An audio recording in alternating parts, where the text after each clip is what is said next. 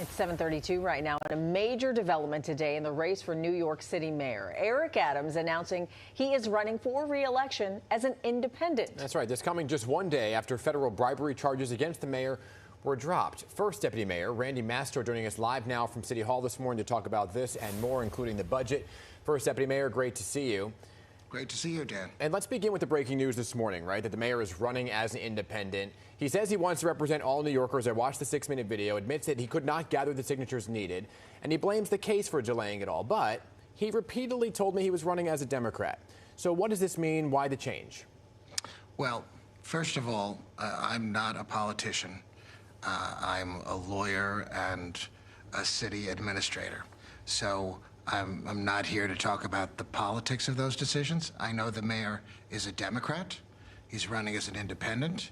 There's historical precedent for this. In 1969, John Lindsay running for re-election, didn't get the Republican nomination and won re-election as an independent. But I think the most important thing that we can do as an administration to support the mayor, the administration, and the people of the city of New York is do the best job we can and keep delivering on public safety, jobs, affordable housing, and put points on the board for the good of all New Yorkers. That's what government does.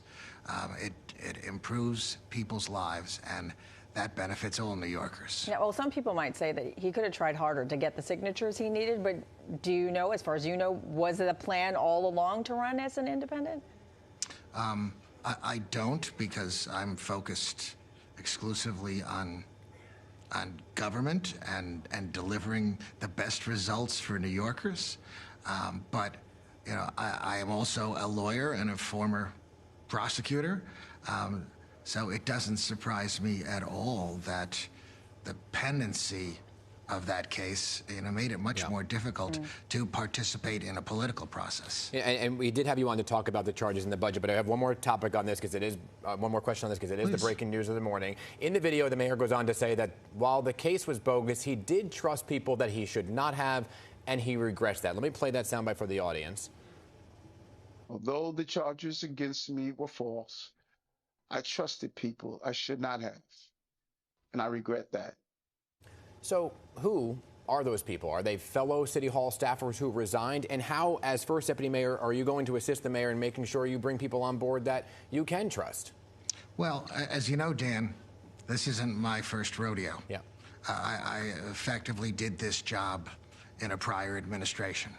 And I'm proud to say that, you know, we produced such positive results for New Yorkers. And that's what I aim to do again. I'm not focused on the past, and neither is this administration. Today is the first day, a new dawn, a new team, and we are going to deliver for New Yorkers, big time, on public safety, jobs and economic growth, affordable housing, and tax relief for working class and lower income New Yorkers. I mean, you mentioned earlier, you are an attorney, so you know this whole process, right? And there was a lot to be said in that 78-page memo, including the judge saying everything there smacks of a bargain. So how do you square all of this away and move forward? Well, I think in fairness, the issue you're referring to was one created by the Justice Department, not the mayor. The mayor's been very clear on his views on immigration and what needs to be done there.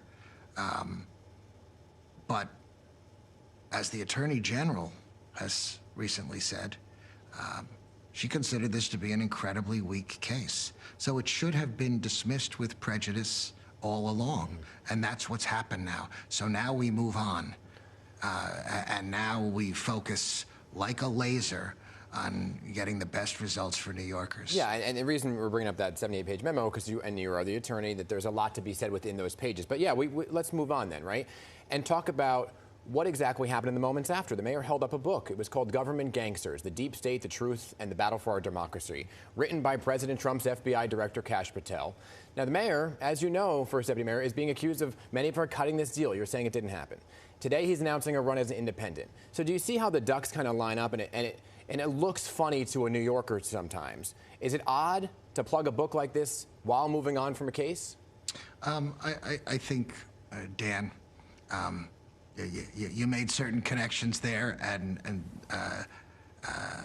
said certain things that aren't really reflected by what happened. I think I'm just giving the timeline. He holds up a book. I understand, Dan. So the holding up of a book that resonated with the mayor because of his own experience with the justice system, that was personal. That's not about his politics or his stands or his future. He's a Democrat. He's running as a Democrat, but he's going to be doing it on an independent line.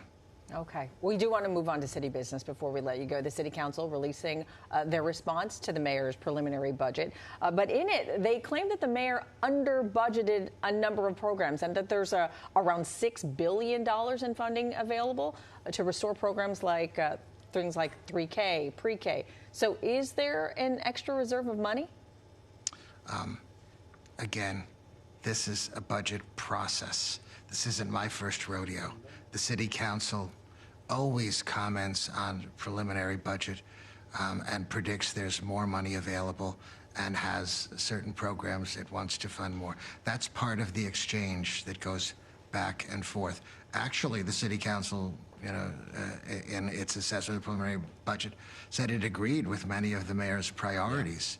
So I think that we're going to do, as the mayor likes to say, land the plane. Okay. Every year, the council and the mayor's side of the hall have gotten together and produced a budget that delivered on public safety, affordable housing, job growth, child care, education. We'll do it again. Let me just quickly ask you, because we're almost out of time here. Sure. Obviously, there's things going on with trade wars, economic policies, the tariffs that were just announced yesterday, the markets kind of reflecting that today. How are you factoring that into the budget plans? Could that be why there is a bit of a reserve that the council's referring to?